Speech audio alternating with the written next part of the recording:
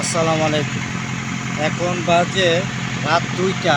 যে দেখেন, তো এত রাত্রে ভিডিও করার মূল উদ্দেশ্য হচ্ছে আমি এখন আছি বর্তমানে হলো মাওয়া ঘাটে।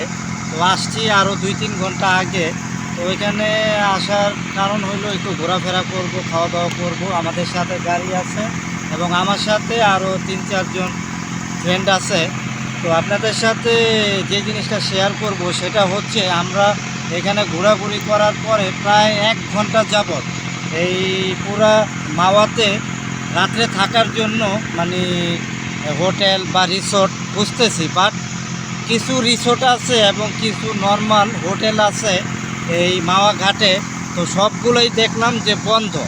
তারা রাত্রেবেলা কোনো কাউকে ভর্তি নেয় না এবং এটাই খুব খারাপ লাগলো যে প্রায় 1 ঘন্টা যাবৎ এই গাড়ি দিয়ে ঘোরার পরও কোথাও হোটেল কিংবা রিসোর্টে আমরা থাকার মতো জায়গা পাই নাই।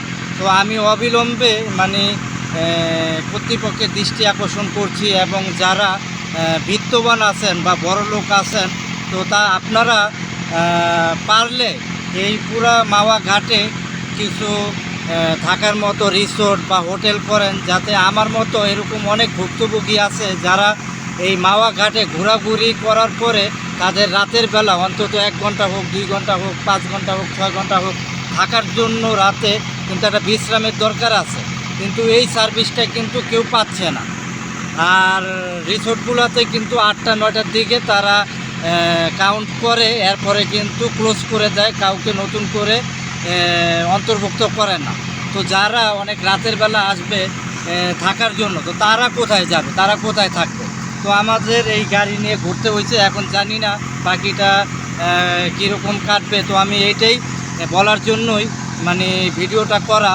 তো খুব খারাপ লাগলো, আমার সাথে যারা আছে আমাদের চোখে প্রচুর ঘুম, কিন্তু আমাদের সাথে টাকা আছে। আমরা ইভেন 5-6 ঘন্টা থাকার জন্য 5-6 হাজার টাকা দেওয়ার জন্য প্রস্তুত, তারপরেও কিন্তু থাকার কোনো জায়গা পাচ্ছি না।